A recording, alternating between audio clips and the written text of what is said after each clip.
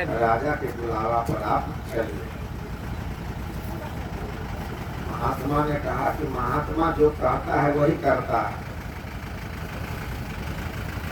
राजा को हमसे मिलने की चाह यदि हो, इच्छा यदि हो, तो स्वयं आवे। सिपाही और मंत्री वापस लौटा और अपनी बात दोहराई राजा के पास। राजा कहा कि मैं तो चल नहीं सकता, लेकिन तुम लोग कुछ प्रयास करोगे, कुछ व्यवस्था करो डोली इत्यादि की, तो मैं वहां चल सकता हूँ। तुरंत मंत्री जो है व्यवस्था किया। उस डोली में राजा जी बैठ गए और दो इधर दो उधर। राजा तो मोटा होता नहीं राजा तो मोटा होता है, दो इधर और दो उधर। उसको क्या बोलते हैं? कहार। पालकी को ढोने वाला कहार। अब जब दो आदमी इधर दो आदमी उधर जब लग गया कांधे से उठा तो, लेकिन दो आदमी से सक्सेस होने वाला नहीं। दरवाजे से रोड तक गया तो सब लोग पालकी रख दिया। रानी देख रही थी कि राजा को कष्ट है पालकी में भी बैठने पर, लेकिन मजबूरी थी, संतों का दर्शन तो करना था। उन्होंने कहा कि भाई कुछ और लोग लग जाओ। नहीं तो एक और लग गया। अब जो है डोली उठी तो, लेकिन तीन आदमी जो चलता था ना तो पैर में पैर लड़खड़ा जाता था। तो फिर डोली को फिर रखी गई। कहा कि ऐसा करो, रानी ने आदेश दिया मंत्री को, अरे एक आदमी को और लगाओ, चार इधर और बीच में जगह होनी चाहिए।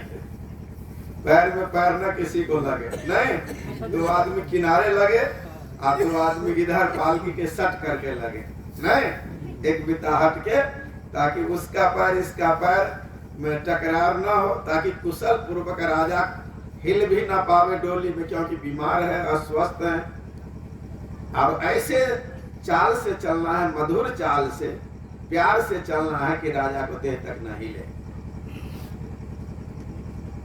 रानी के कहने पर सब लोग मान गया। पालकी ढोने वाला कहा,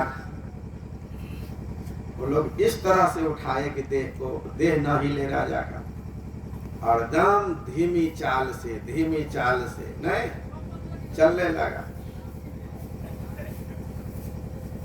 राजा की पालकी आते हुए महात्मा जी ने देखा। महात्मा को क्या जरूरी था, अपना नाम जपन में था महात्मा। महात्मा जी नाम जाप में मग्न था, आंख मुंदे हुए थे।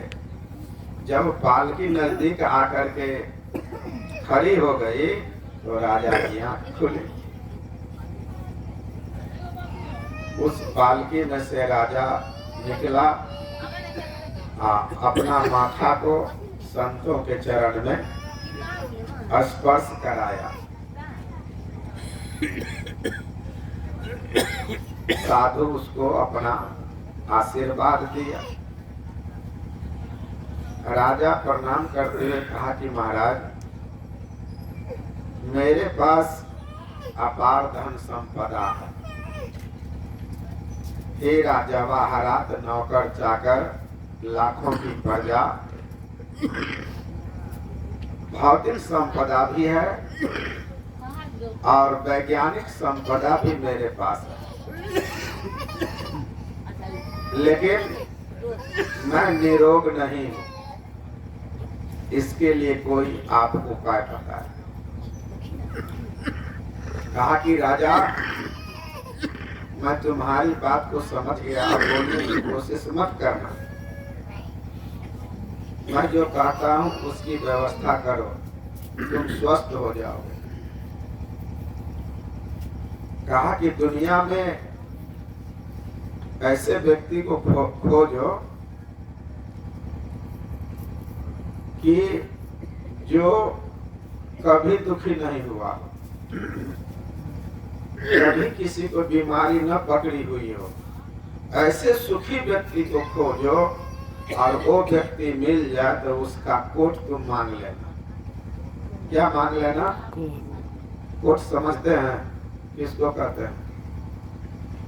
विवाह में जो पहले कोट मिलता था लंबा, नहीं, वो बियौती कोट यदि तुमको मिल जाए, लेकिन ध्यान रखना जिसको जिंदगी में कोई बीमारी न पकड़ा हो, जो सुखी हो, वह व्यक्ति यदि मिल जाए तो वो लोग यदि दयावान होगा तो कोट दे देना, और वो कोट तुम पहन लेना, तुम्हारी जिंदगी सुखमय हो जाएगी।